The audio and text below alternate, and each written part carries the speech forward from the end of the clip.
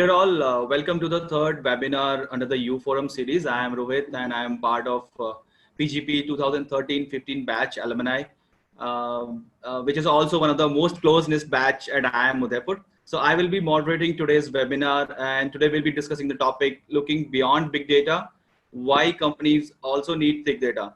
So we have today with us our esteemed faculty members associated with IIM Udaipur. So let me first introduce Professor Julian. Hello, Professor Julian Hi.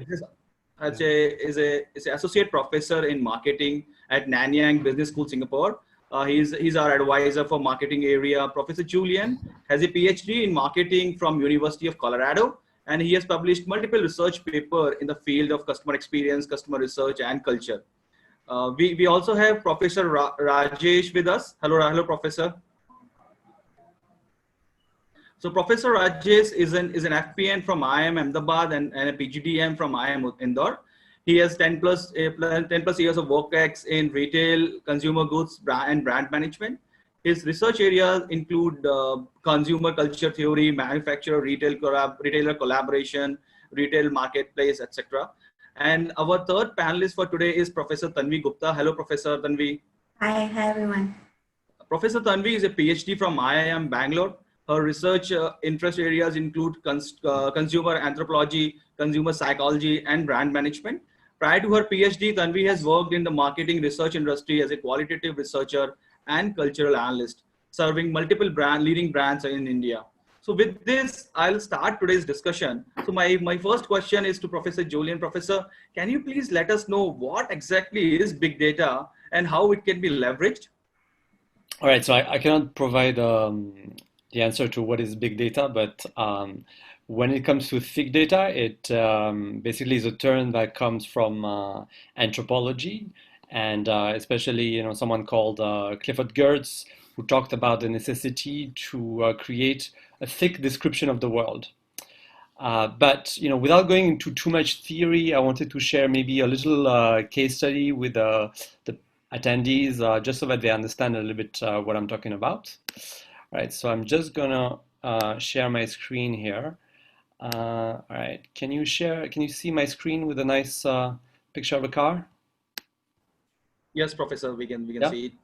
All right, so this is the Ford Mustang of the first batch, which is basically of the 1960s, and you can see that if you remember it, the Ford Mustang is this very powerful, loud car, right? And the Ford Mustang was a successful car in the 1960s. And now I'm going to show you the fourth generation of the Ford Mustang, which was the Mustang of the 1990s.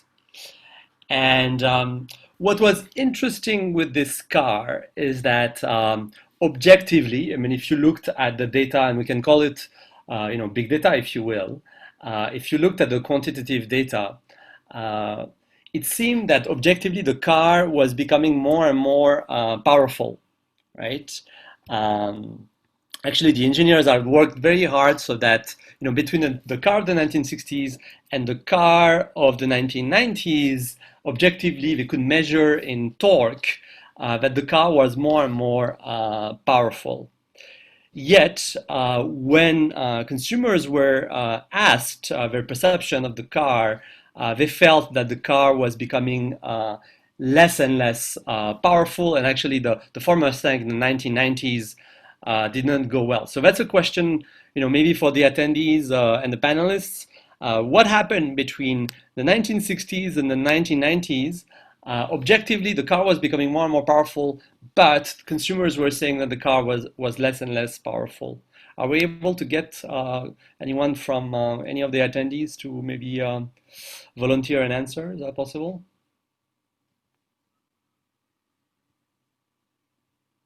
I don't know if any of the attendees want to volunteer an answer. Is that possible?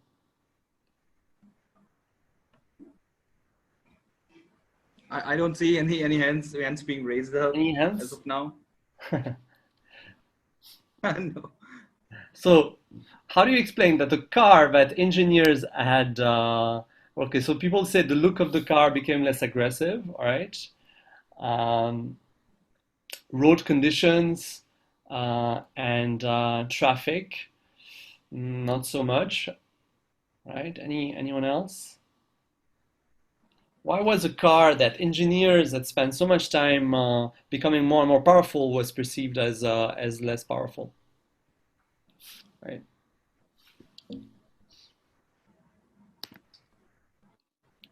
The look of the car has become less masculine. Okay, that's part of the answer. Yeah, that's part of the answer. Siddhant, hi Siddhant. Anyone else?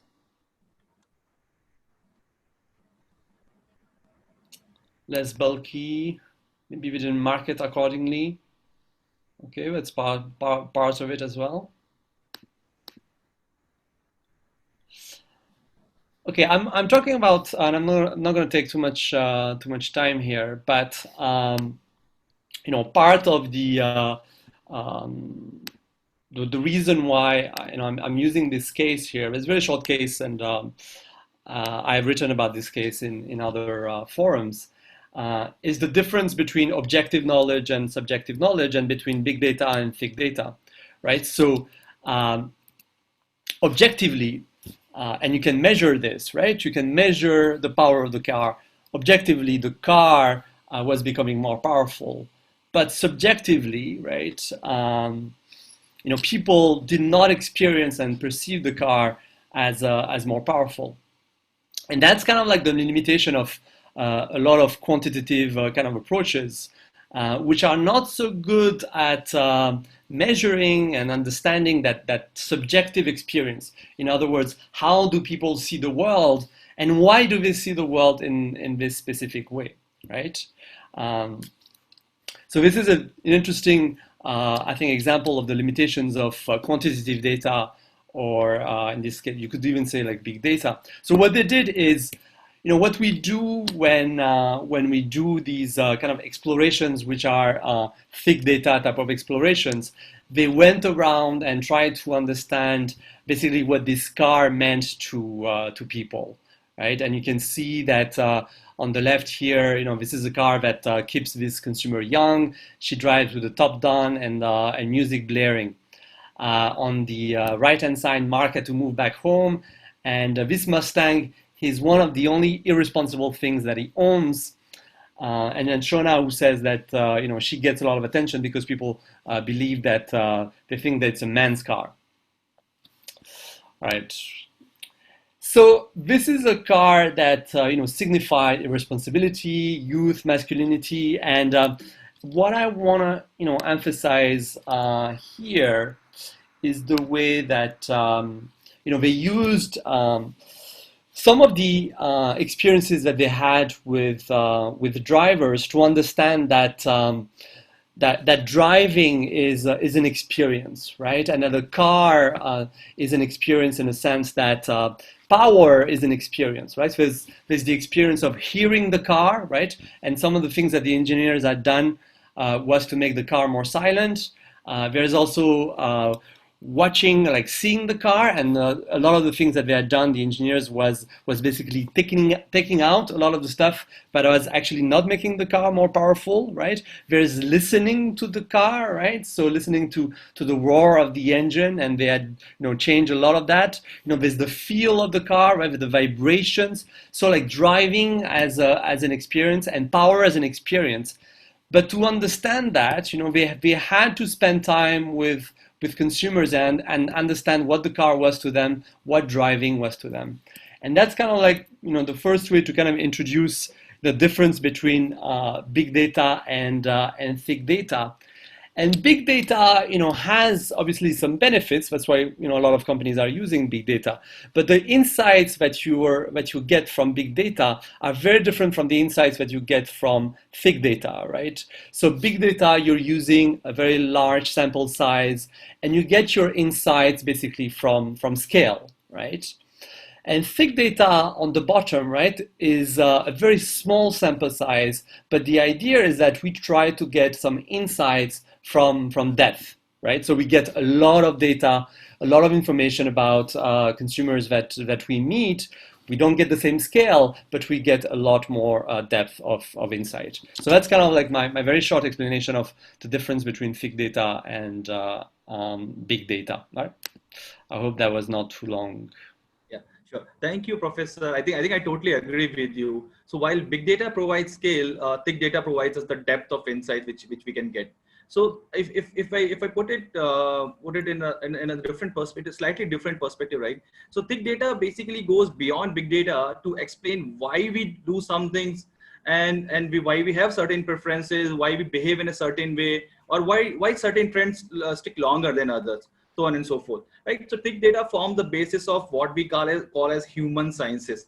And apart from consumer preferences, I have personally seen implementation of thick data in thwarting credit card frauds as well. So thick data has this ability to uncover patterns which are generally missed by big data techniques. So let's take an example of someone ordering something at a place which has not been used for some time, or basically it's an unoccupied home. So big data won't be able to pattern it out, saying that it might be a case of fraud, but thick data has this potential to figure it out. So for similarly, if we take an example of uh, in this example is particularly valid in case of the credit card companies, and they have started leveraging thick data as mainstream. There is a company called Red Associates, which is one of the leader in this space, and they have a technique called sense making.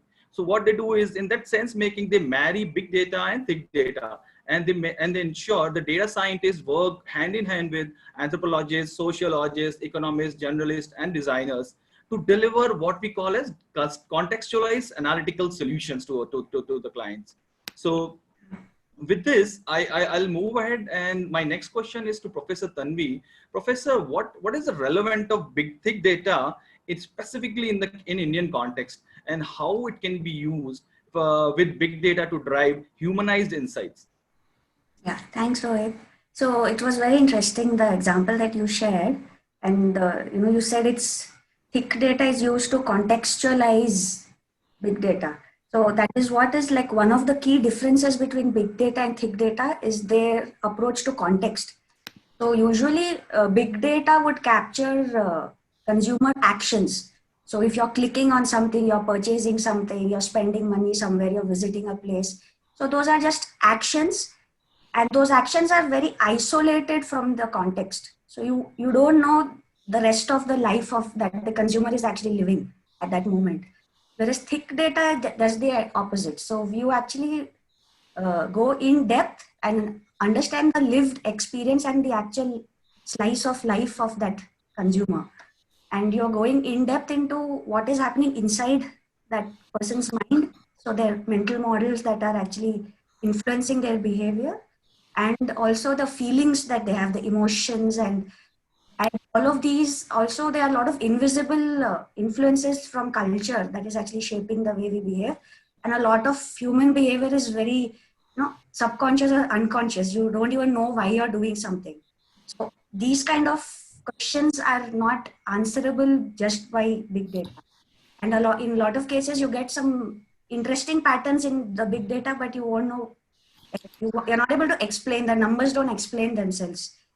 Then thick data becomes important, and India is actually, it's very important in India, especially because India is actually a high context culture. And high context culture, like just one simple example, in India, if you meet anybody, if one Indian meets another Indian, the first question they ask is, where are you from? Aap kahan se ho? So it's not very easy to just generalize something to an entire country. So there are a lot of regional identities, regional mechanisms, contexts that are at play, and big data generally tends to generalize patterns. So I would just like to make 5 points of why context is so important to understand context is important in the Indian context. So first is your regional diversity. So one simple example I would say that I had recently worked on a project for a big food giant in India, where their big data showed that they have their advertising and communication is working brilliantly in North India, but they have been failing consistently in South India. Now, the entire North-South divide is something which is not very easy to capture through data. Saying if somebody is clicking on something, it's difficult to understand that. But if you go into the context, into the history, unique histories of the different regions of India, you'll get some rich insights which you'll understand how the value systems and the way people look at the world. What Julian mentioned, the world view is very different in different parts of the country, and thick data actually helped us to understand and find an answer to why something was failing in one part of India and not in the other. And in fact, there's even not just at a regional level, but this diversity is very layered. So even if you go within Tamil Nadu, there'll be different states. Within each state, there's a urban-rural divide, and each person's lived experience at a community level is very different. So if you are trying to capture big data to understand that particular group, there's an interesting case study by World Bank Social Observatory, where this thick data was used before big data. So it's not always that thick data is used after big data to just to solve a mystery. So before you enter with a big, like start a big data project, to even to understand what variables to capture, those variables should be relevant to the consumer's real life. So like World Bank actually got local representatives from each community to have a conversation with the people, the women in each village. And based on those conversations, they picked up the variables and the elements that become important for them. And those were then included in their quantitative design. So it's also comes before that as an exploratory case. It could come after big data as to answer the mysteries that come in. And the other thing where context is really important in India is the whole aspect of a collective experience. So, like for example, the Ford Mustang example that Julian shared, it, looked at the consumer as an individual person. Like you're driving the car alone, what does the car mean to you as an individual? But in India, it is most of the consumption is at a family level. As in, even my experience with working with clients in India, when a person is planning to buy a car, he'll not buy it just as an individual. It's from the whole family's perspective, how the family consumes that experience. So either automotive or food as well. Like if you look at Swiggy or Zomato, these are tech companies. They have big data real time being collected in their apps, but the food experience is a very family oriented experience. So within the household, before you order the food, on what basis does the entire family get together to decide what to order? That is not captured by the app. So for that, like Swiggy or Zomato themselves need thick data to understand the entire context of the collective experience of the category itself. And even the entire material environment in India is very complex. So big data, generally when you isolate something out of the context, you are letting go of those complexities and influences that could happen. Even for example, Ford is actually trying to do that. They're trying to bring in thick and big data together and expanding the context of big data itself by bringing environmental emotional factors to build the profile of the drivers along with the quantifiable metrics. But if anybody who has experienced driving on Indian roads, you know how complicated the experience itself is. You can't isolate it and test it in a lab. So those kind of experiences, I think you will not get a complete picture if you don't get thick data involved in your research repertoire. And also what Julian, the example he shared of the whole embodied experience, because when you're actually interacting with a physical product, all your senses are there. So even Rohit, you talked about sense making. So the whole of the five senses that we have, those are very physical and embodied in nature, and you actually interact with that. The consumer interacts with that product physically, and that is not generally captured by apps or by, and those can be captured only through when you actually observe people interacting with it. So for example, even just the design of a car, the height of the car has metaphoric connections with your feeling of power.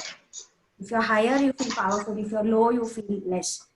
That's the reason why, in Delhi, SUVs are so popular, because there is that very importance given to power in such kind of a place.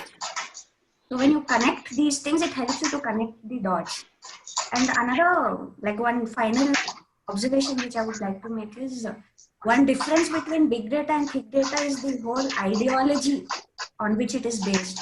So your big data actually is based on a positivistic ideology where there's a certain way the world is, and you want to optimize or maximize your profits based on whatever you can. Whereas if you are looking at the qualitative way of looking at research, there's a critical perspective that you bring in. So where you actually try to challenge or challenge your own assumptions and try to create something new or a disruption or a radical innovation. And also the ideological shift that is happening in India. Like there was one very recently, like a brand like Fair and Lovely, which is been there for a long time in India, which was I think one of the leading brands in the category. They have decided to drop the word fair from their name. So as in that is a, what do I say? It's like a reflexive step from on the side of the brand. They are trying to rethink what they have been doing so far. If they rely on big data, then technically they know that this brand is selling. There is a market for fair skin in India. If you do a big data analysis, add natural language processing on matrimonial ads, you'll get a good frequency showing that fair skin is in demand. But if you abstract for out of it and just see whether is it like culturally the right thing to do, is it ideologically the right thing to do. So these reflexive thoughts would come only when you actually come out of the whole quantifying and numerical way of looking at things and looking at actual emotional experiences of people. Then all these kind of aspects would also come in. And I think given the way in India people are changing, their ideologies are changing, in India or any emerging market, like I think this perspective would be very important, and thick data is something that would really be helpful in this aspect. It's basically about empathy and not just about prediction of certain numbers. Sure, sure. I think thank you, Professor. I think this is one wonderful insight, especially for Indian market. And now I was just thinking as you are speaking, right, that every action that we do, right, basically in Indian context is driven can be a data point for thick data. So thank you very much for bringing in the Indian context. It's very rare to hear all these thoughts. So thank you very much. So I'll move on, and my next question is to Professor Rajesh. Professor, what will be the key focus areas for IMU's Consumer Culture Lab, so that we have recently come up with, and how it is going to be relevant? So we have heard about the launch of Consumer and Culture Lab, and I would also like to know how our alumni and students can benefit from it. Sure, Rohit. So I think this is very pertinent to this discussion, right? So this whole idea of a consumer culture lab, because I think there is a growing awareness that there is a need to understand consumers in a non-Western context, right? So a lot of research that you will see is usually, from a North America or from a Europe perspective. So there is clearly an awareness which is growing across circles that, there is a need to understand consumers from a non-Western context, right? And the other important thing is that, who leads this research, right? So who should be leading this research from a non-Western context? So our understanding is that, it is ideally led by people, by researchers who are in those contexts themselves, right? So Tanvi or myself, or somebody else who's an Indian, who's in this Indian context, who understands this Indian context, right? To some level, we bring in that empathy that Tanvi was talking about, or that depth which Julian was talking about, right? So that so of course, anybody can do that, but we have that added advantage because we are from this culture, from this context, right? So there is this understanding that, we need to understand the non-Western context and consumers there better. And there is also an understanding that maybe this has to be led by researchers in these contexts, right? So it's basically a culmination of both of these things, right? And the consumer culture lab that we are doing at IIM Udaipur is basically what we're trying to do is to showcase our expertise on the Indian consumer by developing deep insights, right? About consumers in India and about consumer culture in India. So that in a nutshell is what we are really trying to do. So if I say that what are the two key things that we are trying to do through the consumer lab is first, of course, that we want to develop these deep insights about the Indian consumer or about consumer culture in India using qualitative research methods, right? And this is what the whole idea of thick data is coming into, right? So what Julian was talking about initially, right? About that depth rather than about the scale. So we are going to use qualitative research methods, which is kind of missing, we think, and that will bring in this depth. So that's the first thing. Second, we want to make this a hub, a platform for collaboration, right? Collaborating with whom? Collaborating with researchers across the world, right? We want this to be a hub. We want to collaborate with alumni. We want to collaborate with students, right? Both in terms of ideas that come into us that can be hosted as part of this lab, and also in terms of disseminating this information back to them. So we want to collaborate with our alumni, with our students. That's definitely a part of this. The other part of the collaboration is that we want to collaborate with the industry, right? Actually, there is a crying need in India, really, to kind of go deep into consumer issues. There is a tendency in Indian corporates to kind of look at this very shallowly, right? And you kind of do a small research project, try and quickly understand something through a focus group, and then you kind of say that, okay, we've understood this phenomenon very well. And maybe there are people out there, there are companies out there which can provide you this, but there is something missing, right? Where those deep insights are not available. And we think that through this consumer culture lab, that gap can be, plugged in, that we can provide those deep insights because of the kind of people working here, the kind of work that we do, etc. Right? So these are the two key things that we want to talk about. Or, these are the two motivations really for the consumer culture lab. The other thing I just wanted to quickly talk about is this whole journey, right? So where we started and where we are now and what we think we want from the future, right? So from a journey perspective, I think the idea of the consumer, the consumer culture lab came from Julian, right? So Julian got associated a few months back with IIM Udaipur, as you said, as an area advisor for the marketing department. But when he came in, he said one of the first things that he said that there's a great opportunity to build something unique here, right? And that unique thing that we can develop is because where you are, the kind of people that are there here, that we should focus on India and we should come up with insights which are specific to the Indian consumer. And it is missing right now. Nobody is doing that, right? So there is a gap there. So it came from Julian, and I think there have been many conversations that we've had across, and this has developed over a period of time, right? So over the last few months. The other person that I would really like to talk about here is Professor Shah, who's the director at IIM Udaipur, right? So he has been completely supportive of this in terms of both the idea and the resources that he has put behind this, right? So all of this has really helped us in terms of shaping what this consumer culture lab will become and has become right now, right? The other thing is, of course, the other people who have been involved, and I want to call that out is, of course, the faculty in the marketing department. I've got great insights from them. Of course, Tanvi is from marketing, I'm from marketing, but also all our other colleagues. And not just from marketing, right? From across the institute. Faculty who work using qualitative research data primarily, all of them have given great insights in where we are right now and the way it is shaping up, right? And and of course, I just want to quickly talk about this one person who we have recruited. Her name is Rupali Kapoor. She comes in with impeccable academic credentials. She has a master's in cultural and social anthropology from the University of London. She has very good, relevant, experience at leading market research companies in India, and she has joined us a few months back. And she has been at the forefront of putting all of these blocks together. She's been liaising with people. She has started her own projects, and she will be the one who will be driving this, right? So we have this one person who is in charge in some way of taking this forward. So you will be hearing a lot about Rupali as the people who we will interact with. So just wanted to talk about her contribution in this. And finally, of course, all the different departments at IMU who have helped us. It could be accounts, it could be all of these people, but specifically the communications department. And I wanted to give a call out to Disha here because, she has really helped us in terms of putting this together from a from a technical perspective. So right now we have a presence on the IMU website, right? So if you go to the IMU website and you go to the Centers tab, you will find the Consumer Culture Lab there. So there's a web page there. So Disha has been really helpful in putting that together. And of course, that's going to develop, right? So there's just a page right now, but that's going to develop and you'll find a lot of activity, right? Finally, I just wanted to say what is it that we expect? We are looking for collaboration, right? So we are looking for collaboration from our students, from our alumni. We want you to collaborate with ideas, collaborate with suggestions, okay?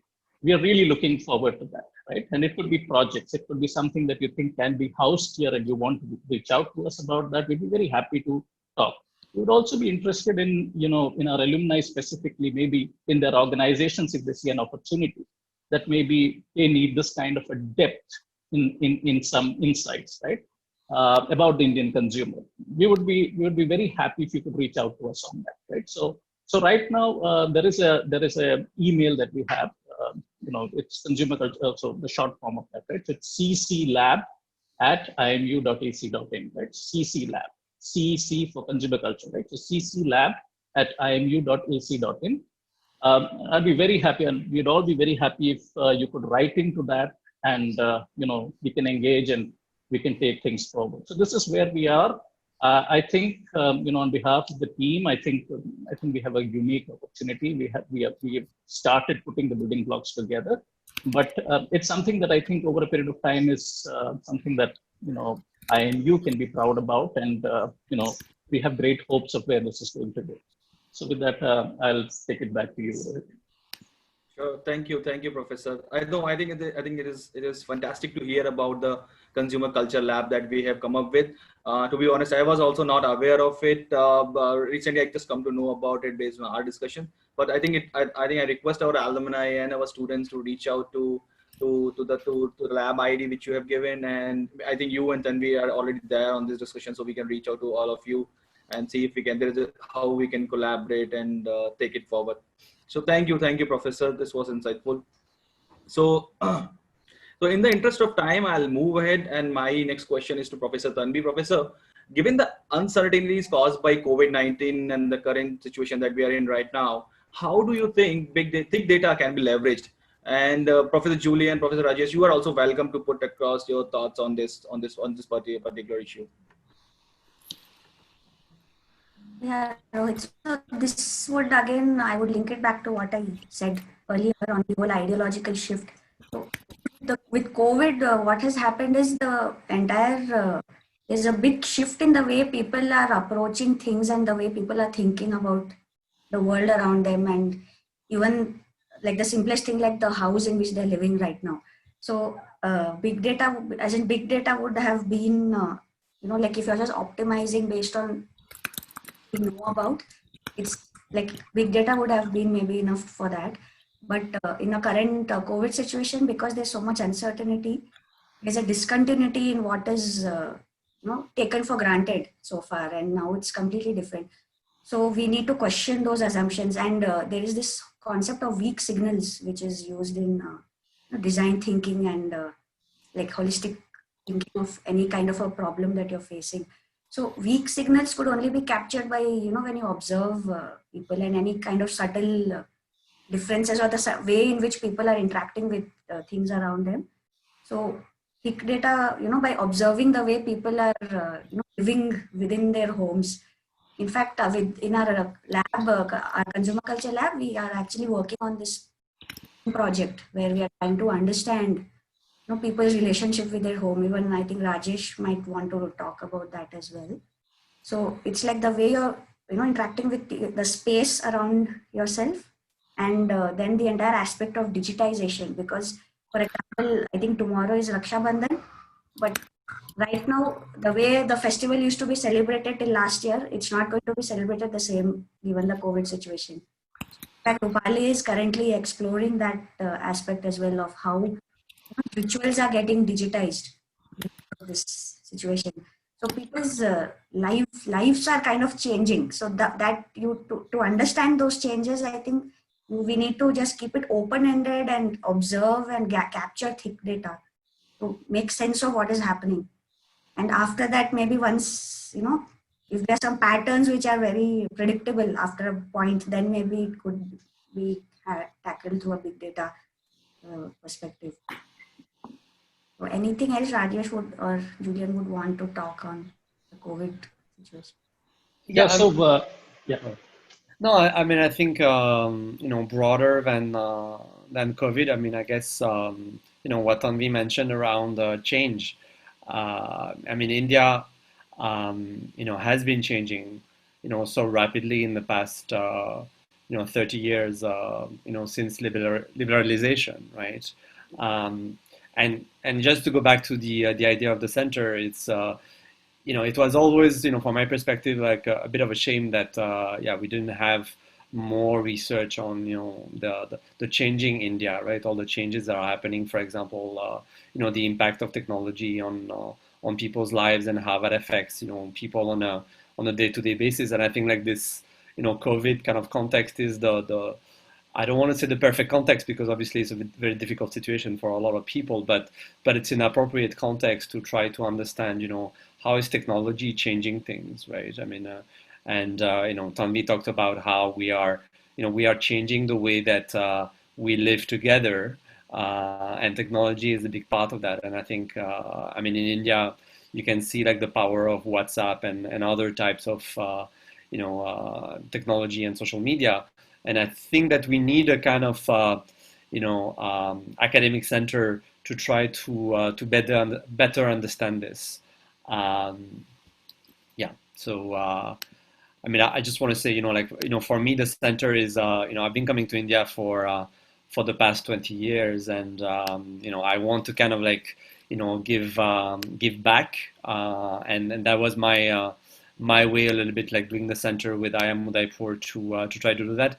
I'll show a quick picture. This was me. I don't know if you can see the picture. This was me 20 years ago, getting married in India. I just want to show a quick picture, so that I have, here at home today, I have two. So I'm French originally. I have two Indian,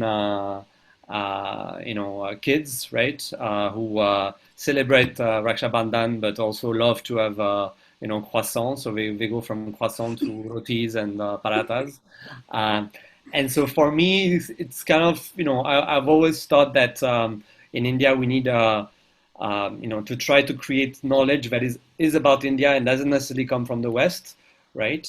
That is not, in business schools we tend to take a lot of stuff that is coming from the West, and a lot of case studies come from the West. But I think like the center here is a great initiative to try to create knowledge about India and that makes sense for Indians. And so that's why I'm quite excited about the opportunity. Sure. Thank you, Professor Julian. No, I think now I understand your love for India. Totally. I totally get it now. So thank you very much. Please continue our association with I Am Udaipur and in India at large. So Professor Rajesh, you want to add anything onto it? Yeah, so I think, just adding to what Tanvi was saying, right? So I think in the Consumer Culture Lab, there are a few projects going on related to COVID, right? So one is, of course, how we go back to some of these is being led by Rupali, who I talked about, right? So one is, of course, going back to some of these spaces. So how does that feel? So she works in the area of digital anthropology. So she's taking pictures from people in terms of their first interaction with a space back, right? So I go back to my office, I go to a cafe that I've always gone to. So how does it? What is that experience? And then that is being caught, collected and analyzed, and insights are being generated from that. On the home, I was doing a project with one of our doctoral students here. His name is Siddharth, and it was very interesting because we were trying to understand, because there is this whole idea of the order of the home, right? The home as a particular order. But that has been completely overturned by the COVID, right? So what happens when a big shock comes in the home, right? So that was an interesting question for us to ask. And that was a question that we asked. And, what we found is that everybody in the family tries to restore order. Of course, it's a different order that is created. But again, the idea is always that, they want that home to come back to an order which is different from what it was. But everybody participates in trying to get there. The other interesting thing was, of course, we are doing our data collection through Zoom and Google Meet and all these things, right? So So that was the other part. So the COVID really helps us in terms of, thick data is understood in terms of the context, in terms of being immersed in a context, right? That's what thick data is about, that you have to spend time. But these interviews, we had the opportunity of exploring something new. So COVID gave us as researchers an opportunity to look at a data collection mechanism, which we might not otherwise have looked at, because we would typically go and sit with the person when we are doing an interview. Here, we didn't have that option. But that itself brought in its own complexities. But we also found that there are, it just makes reach much more higher, that you can reach out to so many different people. And over a period of time, you figure out, what is the good and the bad of that, right? So there have been learnings for us, and of course, the learnings in terms of the subject matter that we were looking at. So thank you, Professor Rajesh. So one thing which which has just occurred to me is, so we have been talking a lot about Indianizing the case studies that we teach in class, right? So right now, if you look at our pedagogy, a lot of our case studies are Western market focused, right? They lack Indian context. I think our consumer and culture lab can be one excellent place where we can have a lot of Indianized case study getting created, and those can be taught in classes. So right, I think this is wonderful initiative that we have taken up. So I'll just move on in the interest of time, right?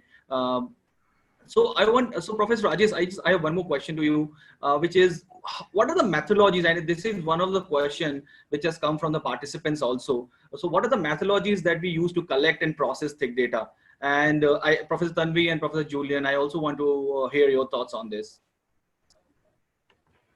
So I think, Rohit, there are quite a few, qualitative research data collection methods that we use when we're talking about big data, right? So, for example, as I talked about immersion and prolonged engagement, staying in a particular, those are facets of what is called as ethnography, right? And Julian is an expert on that, right? So he characterizes himself more as an ethnographer than a teacher, right? So if you go to his bio, he'll be calling himself an ethnographer, right? So that's the first term, right? So, but that's a very, very important way of getting data. So of course, we use interviews a lot, okay? You find that in corporate circles, typically focus group discussions are the preferred thing, that you get some consumers and talk to them for some time. There are insights that are possible from there. From an academic perspective, we use that less, right? So we use more depth interviews.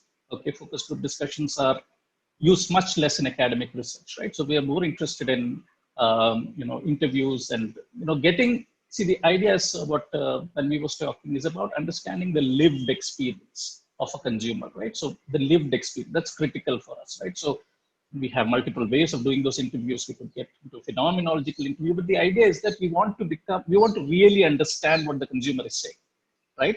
And for that, sometimes it is important to stay with the customer, and that's where the ethnography part of it comes, right?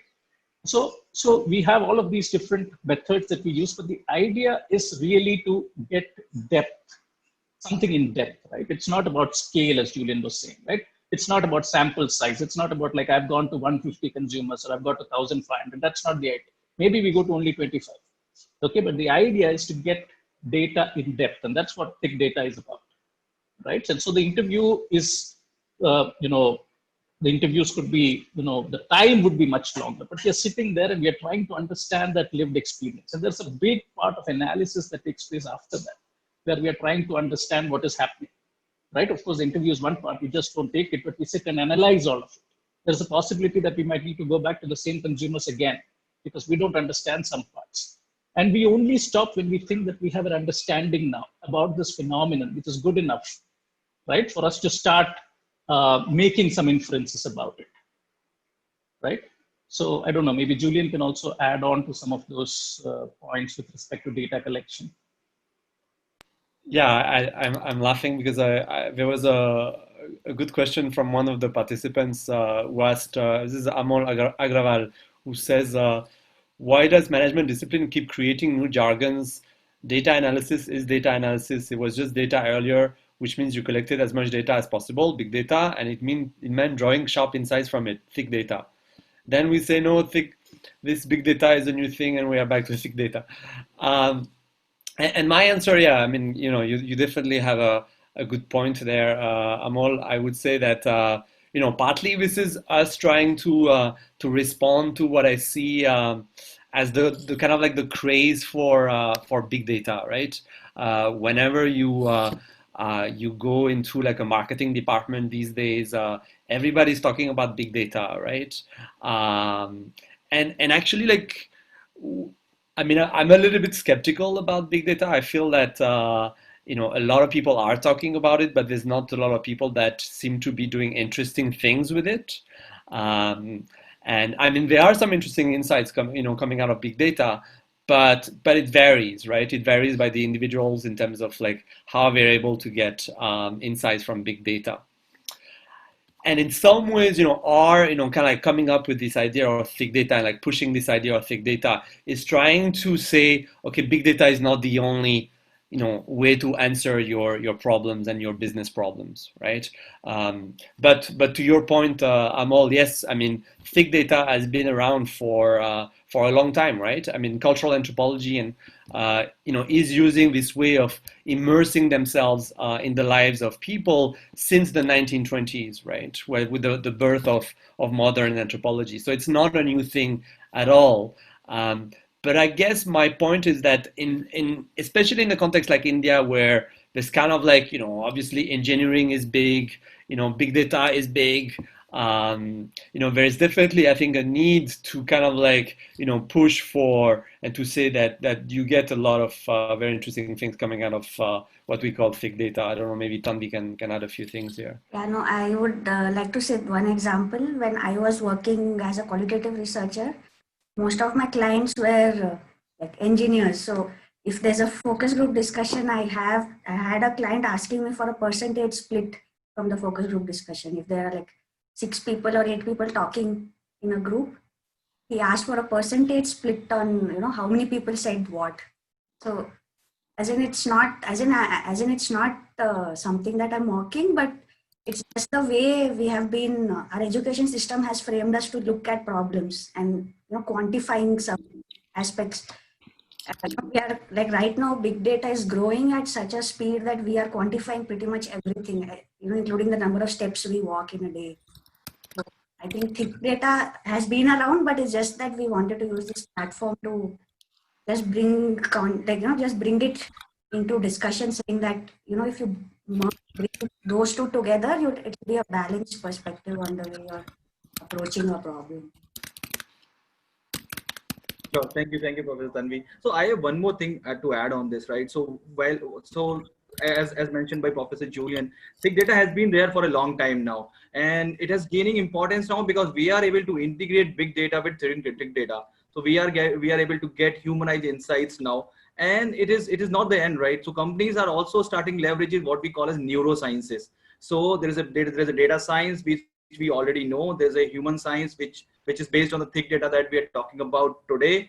And there's a future technology which is called as neurosciences, which companies are leveraging using the new AR VR devices to understand how human brain functions and how it respond to the lot of stimuli that we have, right? So there are a couple of examples of companies like Volvo, Toyota Motors, who started experimenting with the neurosciences. So probably we can have our next session or next webinar on this amalgamation of data science, human science, and neuroscience, and how all of these three can come together and create a wonderful experiences for our customer, which is the next gen 2.0 experience for the consumers. So with this, I'll just move on to a few questions that some of the participants had asked, and some of it has already been answered by Professor Julian, but there's a couple of questions which I want Professor Tanvi and Professor Rajesh your insights also. So one question is, it's because it is from the student perspective, I thought it is good to ask in this forum. So what learning and research can IMU students can get involved in the consumer and culture lab,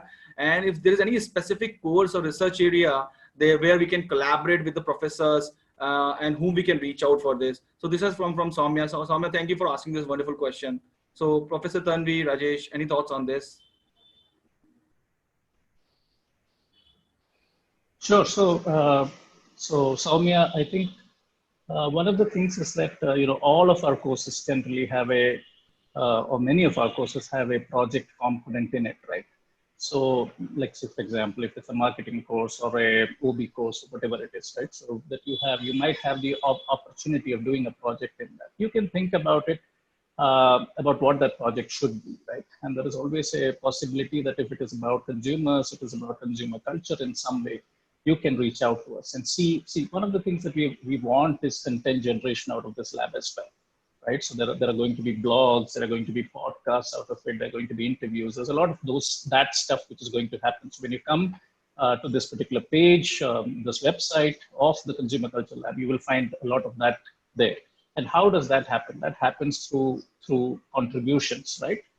And many of these contributions will come from our alumni, will come from our students in terms of things that they are phenomenon that they are observing or something that they are seeing in their organizations and so on, right? So it's always a good idea to reach out to us. So that's the first part.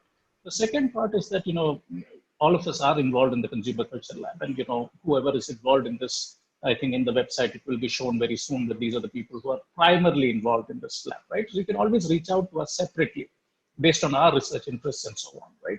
So if you think you have an idea that you want to work on as a research project going forward, or anything that you have, definitely reach out to us, right? Or send a mail to the email ID which I said, and somebody who thinks is aligned to that will respond to that. So all of these different opportunities are there right now. The idea is to not to keep quiet. The idea is to, if you have an idea, speak up, talk to us. We're very, very happy to hear that and respond to that and see how we can collaborate. Sure. Thank you, Professor. That is helpful. Professor Tanvi, you have anything to add on to this, or we're good? Yeah, we're good. Same thing. Like, we are open to collaboration. So if you want to just work on anything to do with Indian culture, just write to us. So we would be glad to collaborate. So it's open to students, alums, and Sure. Somebody who is not from IMU but who is listening to us. If you're interested to collaborate, please write to us. Sure. I would say I would say that for now, since this is just like the beginning of the Consumer Culture Lab, mostly we're gonna create, and we're gonna soon broadcast some content about some of the research that we have been doing. Mostly from the alumni, we would be looking for feedback, and for the alumni to tell us what they think about the research done by the lab, and then maybe promote it in their social media and so on. So that I think this is actually and going back to the lab, this is a great opportunity for IIM Udaipur to stand out from the other schools in India. I mean, I think it's a new thing. I teach a course on consumer insights where we try to combine thick data and big data at IIM Ahmedabad. But the fact is, creating a lab like this in IIM Ahmedabad would take way more time. I mean, the fact is, given the fact that you have a great dean at IIM Udaipur, I was really enthusiastic about getting this started, because IIM Udaipur has the chance of being a younger, more agile type of institute.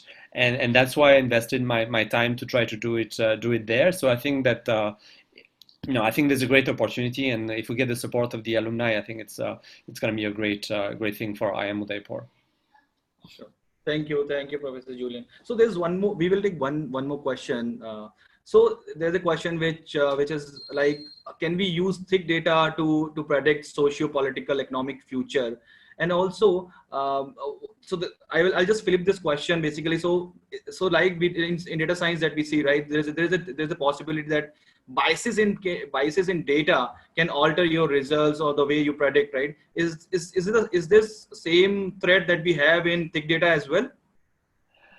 So I was just seeing the rankings of business schools, right?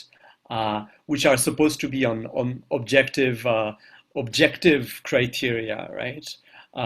So objective quantitative criteria, and this is the Shanghai rankings of business schools. And for some reason, what do you see in this Shanghai rankings of business schools? I see like 2 business schools from China I've never heard of, right? Just to the point that quantitative data also has biases, built into it. It's just that in quantitative data, typically you don't talk about it, right? But the person who asked the question, the way that they ask the question, and why they ask the question, always introduces bias. So I think like the idea that quantitative data, especially when you talk about social science, is not biased, doesn't have a part of subjectivity in the way that you ask the question or in the way that you interpret the answer, is a fallacy, right?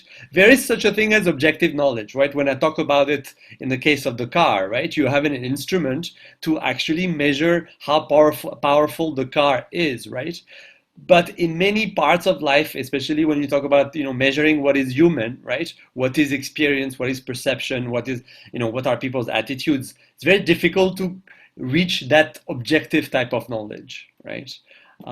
So I'm not sure I answer your question, but I think, and I would say that when it comes to thick data and those types of methodologies, it's just that you rely on other methods to assess whether you're getting close to the truth. I'm not going to elaborate on this, but these are methods that have been used for 100 years now. So we do have methods to ensure that what we're saying is not just out of our imagination. Yeah. I just wanted to add one point to this.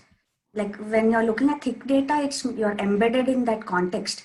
So you're not actually looking for objectivity here. So you have objectivity, subjectivity, but there's something in between called intersubjectivity, where it's like, in that context, the people that you are interacting with, if they have a shared understanding of that experience, that is enough. You don't need, like the entire world to agree on a law. It's not like a law of physics. And I just want to share like one slide. I gave this presentation at the Singapore government a few months ago. I don't know if you can see my slide, but this is in political science, and this is someone who's tried to figure out like who are the great leaders today, right? The great political leaders, and he writes, as I like, great political leaders have an ability to synthesize a vast amalgam of constantly changing, multicolored, perpetually overlapping data, too many, too swift to be too intermingled to be caught and pinned down and labeled like so many individual butterflies. And it's kind of like you were asking Rohit about this question. I'm not sure I managed to share the slide, but we can see your screen, Professor. okay, I just showed the quote again. Sorry. Yeah. Right. So this is the quote, but it's kind of like for me it was a call of you talked about predicting the future, and I think that for the alumni here that are here with us today, and people interested in what's going to happen after COVID and so on. I think both for businesses and political leaders, it is about not only thick data, but basically an ability to blend insights from different types of data. And I think often with managers, especially in contexts where you don't get training with these other methods such as thick data, there's often kind of like a lot of blind spots. Sure, thank you. I think we don't have. I don't see any questions now. Let me just flip through. Okay, so there's one question, and I think I also have this question. So I am a 2019 alumni of IIM Udaipur. I'm working with the Industry 4.0 practice of an IT company. How can I help in this thick data initiative and the CC and the Consumer Culture Lab initiative? So this is a specific question coming from an alumni about his contribution, the way we can contribute with the Consumer Culture Lab. So Professor Rajesh, you want to take this up? Probably the last question for today. Sure. So I think one is, of course, collaborating with respect to the content that is put out, right? So as Julian was saying, there'll be research that is done within the confines of the Consumer Culture Lab, and we would love to hear, your feedback about that, how relevant it is for your work life in terms of your company, etc. So anything with respect to so that is the first part of the collaboration that we are really interested in, right? So one is what we're really looking for is engagement, right? So engagement with this in whatever ways, right? So a lot of this will evolve, right? So we're still, we're still building this. We have the first blocks in place now, but this is going to evolve going forward. And our idea is to have all of these stakeholders together in the way that, it is engaging for all of us, including faculty, but also for our students, for our alumni, and so on. So one is, of course, giving feedback or to get back to us with respect to what is happening. This would be in terms of your ideas, in terms of what you are seeing on the page, on the website, etc., etc. So your comments, your suggestions, all of that is the first thing. Second is you have some idea now. If you engage with what is happening in the lab, you also have some thoughts in terms of what is happening in your company, right? And you might have some ideas where you believe that there is some part of it which could be where something like a thick data approach would be more appropriate, which is not being right now being thought about. Why don't you write to us? Okay, not to say that you have to talk to the company immediately and say that this is there or whatever, but it could be a question that is there in your mind. Why don't you write to us and we can engage on that, right? As to how to go forward on that. We are not sure at this point in time because I'm just talking, it will be a case by case basis. But do not, I mean, if you see an opportunity and not an opportunity, but you see something that is puzzling for you, but if you think that, it could be interesting from this perspective, write to us and we will see how to engage going forward on that, right? The other is, of course, if you can share it on your, social media pages, etc., with respect to what is happening in the consumer culture lab, because you have your own networks, right? So people get to know more about what's happening in the consumer culture lab at IIM Udaipur, etc. And that also, widens our ecosystem in terms of our reach, in terms of what we are trying to do here. So at the moment, I would think of these 2 or 3 different things in which, this engagement can start happening.